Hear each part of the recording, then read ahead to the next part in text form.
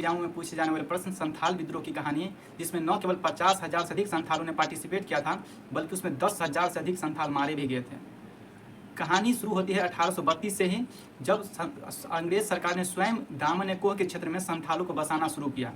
इसका मुख्य उद्देश्य था कि उस क्षेत्र में जंगल की सफाई की जाए, वहाँ पे खेती किया जाए और जो खेती उत्पादन हो तो उससे अंग्रेज सरकार को भू राजस्व मिले। लेकिन इस काम को करने में संथालों ने काफ़ी मेहनत किया और इस क्षेत्र में जंगल का सफाई किया, वहाँ पे खेती की और उस क्षेत्र में अच्छी उत्पादन शुरू हो गया। इसी को देखते हुए इस क्षेत्र में साहूकारों का आगमन हुआ, महाजनों का आगमन हुआ और भी बाहरी व्यक्तियों का आगमन हुआ, जिससे संथालों ने दीकुओं की संज्ञा दी। दीकू यानी कि वैसे बाहरी व्यक्ति जो कि संथाल क्षेत्र से बाहर के व्यक्ति थे। अंग्रेजों ने भी लगान दर को बढ़ाया।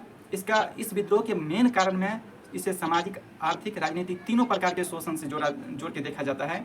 सामाजिक कारण में इसका मुख्य कारण था कि जो बाहरी व्यक्ति दूर को आते थे तो उसके सामाजिक मामलों में हस्तक्षेप करते थे, उसकी जो महिलाओं थी उनके साथ दुर्व्यवहार किया जाता था, उसका यौन उत्पीड़न किया जाता था।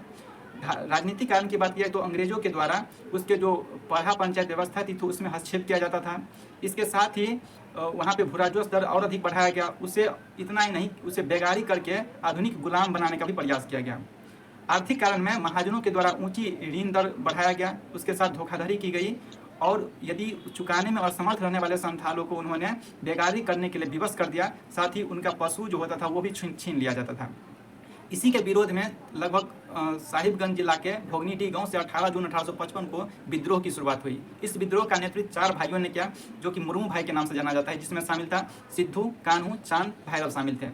इस विद्रोह की सिद्धू, कान्हू, चांद, भैरव ने लगभग 10,000 संथालों को संगठित किया, जोशीले भाषण दिए और उस क्षेत्र को लोगों ने अपनी स्वतंत्रता की घोषणा कर दी और उन्होंने किसी प्रकार की लगान देने से इनकार कर दिया।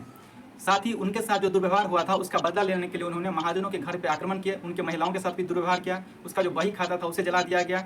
इतना तक ही सीमित नहीं रही बात, बल्कि बात आगे बढ़कर पुलिस थानों पर भी अटैक किया गया। पुलिस थानों को जलाया गया और पुलिस थानों पर जो सैनिक होते थे उनको भी क्षति पहुंचाया गया। इसके लिए उन्होंने पारंपरिक हथियारों का प्रयोग किया, जिसमें तीर कमान, भाला, बर्छी, फरसा जैसे अस्त्रों का प्रयोग किया गया। इसको देखते हुए मेजर बारो ने इस विद्रोह को उस समय जो अंग्रेज थे मेजर बारो, उन्होंने दमन करने का प्रयास किया, लेकिन इस प्रयास में मेजर बारो स्वयं मारा गया।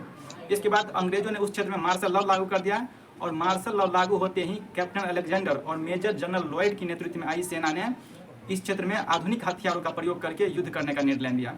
उन्होंने आधुनिक बंदूकों का प्रयोग किया और गोले बारूद का भी प्रयोग किया। उन्होंने अपनी युद्ध रणनीति में बदलाव करते हुए जंगल की बजाय उन्होंने बाहर लड़ने का फैसला किया, क्योंकि जंगल में संथालों को पराजित करना मुश्किल हो रहा था, क्योंकि गुरिल्ला तकनीक का प्रयोग कर रहे थे, छुप छुप कर युद्ध कर रहे थे। जैसे ही संथाल बाहर आए, उन्होंने उसका अंदाजा नहीं था कि ऊंची पहाड़ियों पर अंग्रेज छिपे हुए हैं और वे अधिक संख्या में एक ही बार आए, लगभग 15-20 हज़ार के करीब। अंग्रेजों ने इतनी भीड़ को देखते हुए तरमतोड़ तरीके से फायरिंग करनी शुरू कर दी और इसमें करीब 10,000 से अधिक संथाल शहीद हो गए।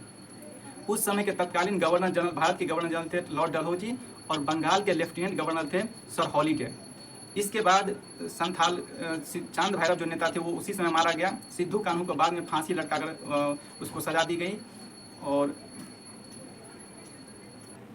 इसके बाद फिर इस प्रकार की घटना कभी न हो, इसीलिए अंग्रेज सरकार ने इस क्षेत्र को संथाल परगना के एक जिला प्रशासन के यूनिट के रूप में उसे संगठित किया और 1876 में संथालों के अधिकारों की रक्षा के लिए संथाल परगना टेनेंसी एक्ट लाया गया, ताकि संथालों की भूमि की सुरक्षा की जा सके, उसके सामाजिक आर्थिक जो हित है उसको सुरक्षित किया जा सके और उसके सामाजिक व्यवस्था में बाहरी हस्तक्षेप को रोका जा सके। ये पूरी संथाल विद्रोह की कहानी है, जिसका वर्णन हुल पीटर स्टेनली की पुस्तक है हुल द इस घटना का पूरा विस्तृत वर्णन पीटर स्टेनली की पुस्तक Hul the suspension of Santhal in Bengal rebellion 1855 में किया गया है। ये पूरी संथाल विद्रोह की पूरी घटना का वर्णन है। आपको कैसे ये जानकारी लगे आप कमेंट कीजिए। Thank you. जय हिंद।